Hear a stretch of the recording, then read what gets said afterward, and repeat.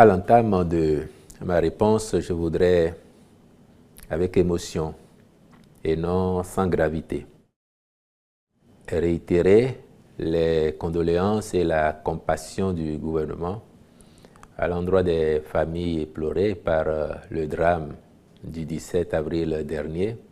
Condoléances et compassion qui vont également à toute la nation, parce que chaque enfant du Bénin qui meurt, c'est toutes les familles du Bénin qui sont éplorées.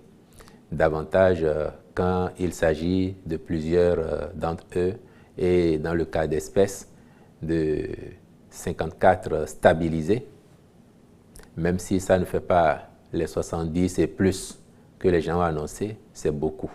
Et pour nous, une vie perdue, c'est beaucoup, voire trop, davantage lorsque ça porte sur ce nombre-là.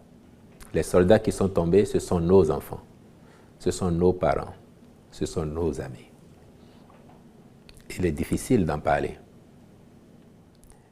Mais quand on sait les efforts que nous déployons sur ce front-là pour que le pays tienne et que ces enfants aient le courage de donner de leur vie pour nous défendre, on n'a pas de raison de baisser les bras.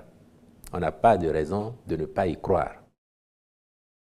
Notre situation serait autrement plus facile si nous avions une belle coopération avec les pays qui nous entourent, dans lesquels le phénomène connaît un développement exponentiel qu'on ne souhaite à personne.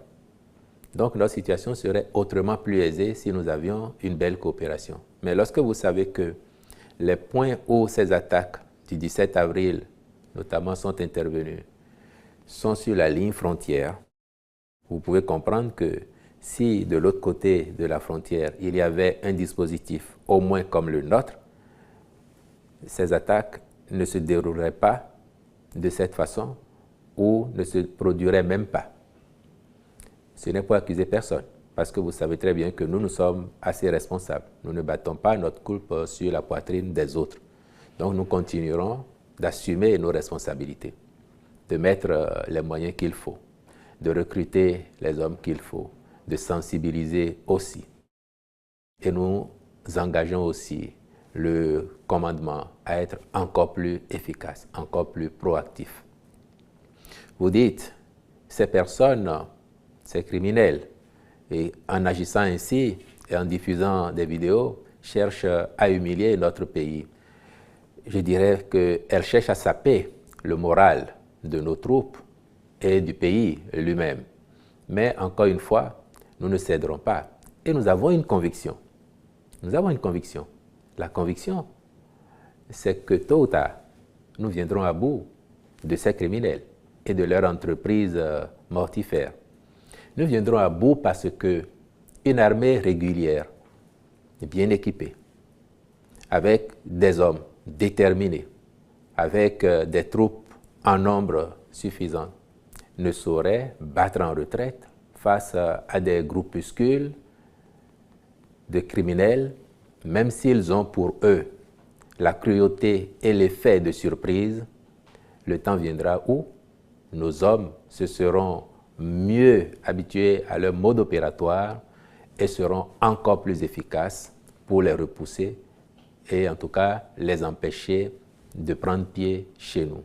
C'est heureux qu'aujourd'hui, malgré toutes les tentatives, et nous pouvons le dire avec force, il n'ait pas réussi à s'implanter chez nous. Et c'est ça aussi qui montre que nous sommes dans l'effort. Si on ne faisait rien, la situation ne serait pas celle-là. On ne souhaite pas perdre davantage d'enfants. Et là-dessus, je peux vous dire que depuis ces événements, le chef de l'État a eu des séances multiples avec le haut commandement militaire, ceux qui sont à l'opérationnel, pour évaluer avec eux la situation, les stratégies, voir encore quels sont de tous les équipements que nous avons commandés, ceux qui ne sont pas encore arrivés, et en attendant, est-ce qu'il y aurait d'autres besoins pour être encore plus performants avec nos soldats. Et tout cela a été débattu. Donc c'est pour ça que je peux vous dire notre assurance que tôt ou tard, à un moment ou à un autre, nous vaincrons.